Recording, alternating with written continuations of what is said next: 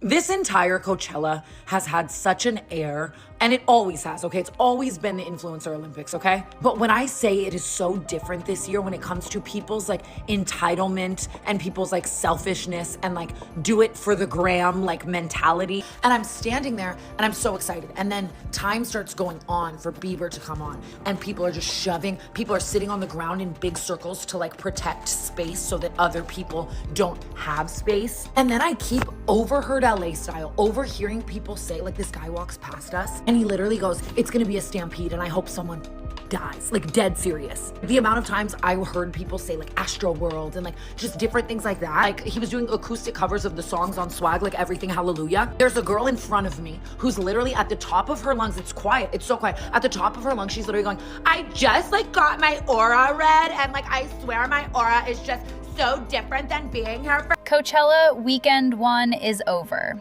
but there's still a lot to talk about when it comes to what really happened at the festival. There have been a lot of rumors going around about everything from seeing Kendall Jenner and Jacob Ordi to seeing Lorde at the event. People have been talking about it non-stop, online and in person. With viral videos about drama between influencers, too many brands, and creators like Tana reacting, it's clear that people were talking all year long. There was a different point of view on every part of the internet, and the conversation just kept getting louder. This year, one of the main themes was how full everything felt. People who went to the festival kept saying on social media that the crowds were bigger than in past years. A lot of people think that the big turnout was because Justin Bieber was the main act. He doesn't tour or perform very often anymore. Because of that, a lot of people came, including some who don't usually go to Coachella and some who hadn't been in years. It brought back some excitement and added some new energy, but it also made everything feel a lot more intense than expected. A lot of people who went to the festival said it was too much for them. Moving around the grounds, dealing with crowded stages, and figuring out how everything worked became part of the experience, and not always in a good way. People even said online that everything looked chaotic, and clips showed how bad the crowd situations got. Some videos showed people having a hard time getting from one stage to another, while others talked about long lines, small spaces, and people always pushing in certain areas. It made easy times stressful, especially during peak performances. People also talked about how people acted at the festival, especially when it came to feeling entitled. Reports and videos showed that some people, especially those who had higher tier access, like artist bands, were acting differently than people who had general admission. Many people also said that general admission was still the best and most authentic experience overall, even with all the craziness going on around them. People talked a lot about the difference between exclusive access and regular attendees, and they argued about what Coachella is becoming. This year's VIP event didn't go as planned either. There was more food and a little more room, but the experience itself didn't feel very different. It didn't feel like it was on another level because there wasn't an amazing view or a unique vibe. A lot of people said that the real energy was in the general admission area, where the crowd felt more alive and less staged. But one thing that really caught people's attention was the mood in the air. There were other people who said the same thing as Tana Mongeau. A lot of people were saying that some of the people there acted like they were better than everyone else. That kind of energy stood out right away, especially in a place that should feel fun and shared. People were even more shocked when something much more serious was brought up online. Some people said that people were making jokes about the crowd crush at the Astroworld Festival, which made people raise their eyebrows right away. A lot of people talked about it because more than one person said they heard those comments, even though not everyone did. A lot of people didn't like that kind of comparison at all, because the crowds already felt so crowded and chaotic. Then there's the brand side of Coachella, which seemed to be bigger than ever this year. There were luxury brand houses, private setups, and spaces just for influencers all over the place. They all looked very different from the usual festival experience. It was hard to miss the difference. People couldn't stop talking about the influencers who were flown out, taken care of, and given access to these over-the-top setups. At the same time, everyone else was dealing with expensive stays, crowded campsites, or trying to figure things out on their own. There was a strange mix of reactions to that gap. On one side, people were saying it was out of touch and unrealistic, and they were wondering how far these brand activations had gone. People couldn't stop watching the same content on the other side, though. People were more interested in watching because the level of luxury, the exclusivity, and the behind-the-scenes access were all so extreme. This year, the buzz around Coachella reached new heights with Justin Bieber as the main act. The buzz alone got a lot of people interested, and because of that, more brands than usual got involved, spending a lot of money to get influencers out there or set up their own events. There seemed to be a branded experience around every corner, which made the whole festival feel even bigger and more commercial than it already was. Now, let's talk about what people were really talking about online. There was one rumor that got everyone talking. People said that Kendall Jenner and Jacob Elordi were seen getting close at one of Justin's Coachella parties. People got the story from anonymous tips, so it's best not to take it too seriously, but that didn't stop people from spreading it. Just the thought of that couple had people on social media going crazy with how strange it would be. Because their circles are already so close, it also started conversations. Because Kylie Jenner and Timothée Chalamet were already a hot topic online, people started to picture these overlapping relationships at the same events, at the same tables, and in the same spaces. People were definitely entertained and talked about it, whether it was true or not. There were also some surprising real-life sightings that got people talking. People who worked on the TV show The Secret Lives of Mormon Wives were seen at the festival, which added another unexpected crossover. People were surprised to see people like Chase McWhorter and Layla Taylor in that setting, especially since there has been so much drama online about that group lately.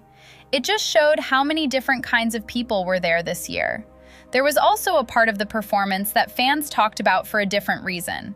People were upset at first because the Thema set was canceled because of bad weather. A lot of fans thought they wouldn't get to see anything because of the strong winds. But later, a smaller surprise set at the D-Lab stage brought back some excitement. When Lisa came on stage, that surprise moment got even more attention. It wasn't part of the original plan, but for fans who stayed, it became a highlight that made up for the earlier letdown. Even though it was at the same time as Karol G's set, a lot of people still thought it was better than missing it completely. And on top of everything else, there was one more sign that this weekend was really big. Justin Bieber's merchandise sold out quickly, which shows how popular he was at the festival. It made it seem like everything that happened this weekend, from the crowds to the performances to the online buzz, was all about him. A lot of Justin Bieber's stuff didn't last very long. By Friday, most of it was gone, and only a few pieces were left. People kept talking about the future Mrs. Bieber shirt, which got a lot of attention online. Hailey Bieber even made a joke about it, saying she made it for people with a good sense of humor. This was clearly a response to all the talk online about their relationship. That shirt really stood out and added to the whole conversation about them. People were just as interested in the prices as they were in the jokes. A hoodie was said to be selling for about $240, which got a lot of people's attention right away. Most of the other hoodies were still around $100, which a lot of people thought was too much. The demand and the prices really showed how much excitement there was about him being at the festival. People didn't just react to the merchandise. The total cost of going to Coachella this year was also a big topic. Prices for food were around $20 per item, and even basic drinks, like non-alcoholic ones, were sold for about the same amount. That meant that even getting something simple like a juice or lemonade cost a lot of money, which surprised a lot of people who were there. People said that water, which cost about $2, was one of the few things that didn't seem too expensive. Then there were talks about performance pay, which quickly spread online. People said that Justin Bieber might have made around $10 million for his set, and Sabrina Carpenter might have made around $5 million.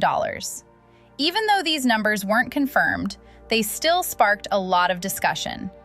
People began to compare performances, question their worth, and talk about whether those numbers even made sense. People's reactions to Justin's actual performance were very different at the same time. Some people liked it and said it gave them what they wanted, but others were let down and thought it could have been better. That divide became a big topic of conversation online, with people having very different views depending on who you asked. Another rumor that started going around made things even more interesting. Some people said that using certain visuals, like playing YouTube videos during the set, might have been a way to get around music rights issues. The idea was that it might have something to do with not owning certain masters, but this hasn't been proven. People still tried to figure out what really happened behind the scenes, though, and the rumors kept spreading. Now, let's change the subject for a second because this has nothing to do with Coachella, but the timing is crazy and people are already locked in. Alex Cooper just posted a video that directly called out Alex Earl, and the internet reacted right away. This situation has been slowly getting worse for a while, and now it seems like everything is coming to light. I can see the videos, the tags, the DMs, and the comments. At this point, it just seems like it's taking too long. Hey girl, Alex Earl. The reposts that are passive-aggressive, the likes, and the comments. I have to call you out here. You need to be clear and just say what you need to say about me. There is no NDA. Nobody is stopping you. Don't hide behind other people. Just say it. What's the problem? I'm really tired of waking up and seeing you use this fake drama to keep people from going online for you. Not interested. You and I both know what happened, so speak. Unless the story you're making up is a lot more interesting than the truth. When it comes to you and me, I have nothing to hide. I'm done unless you really have something to say. It's over now. Everyone, have a great Monday.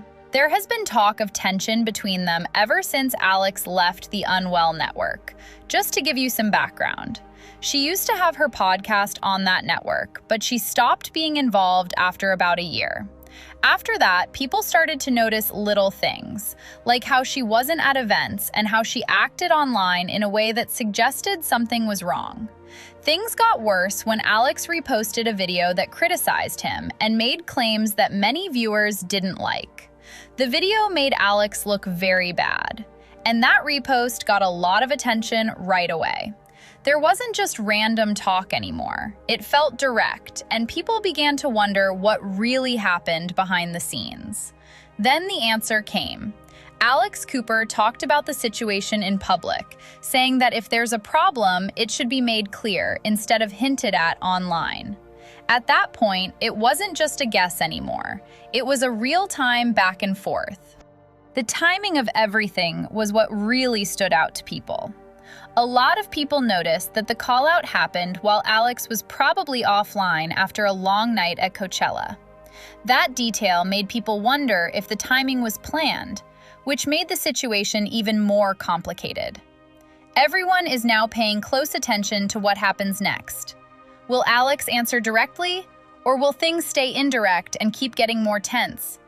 If this keeps up, it could easily turn into something even bigger online. At the same time, everyone is still watching Coachella weekend too. People are already wondering if anything will be different next time after Justin Bieber's first performance. Will the list of songs be different? Are there going to be new surprises? Or will it go in a different direction? Reports say that ticket prices have also gone up, which adds even more pressure and attention going into the next weekend. What do you think about everything that happened this week? What do you think of the drama, the acting, and the general craziness?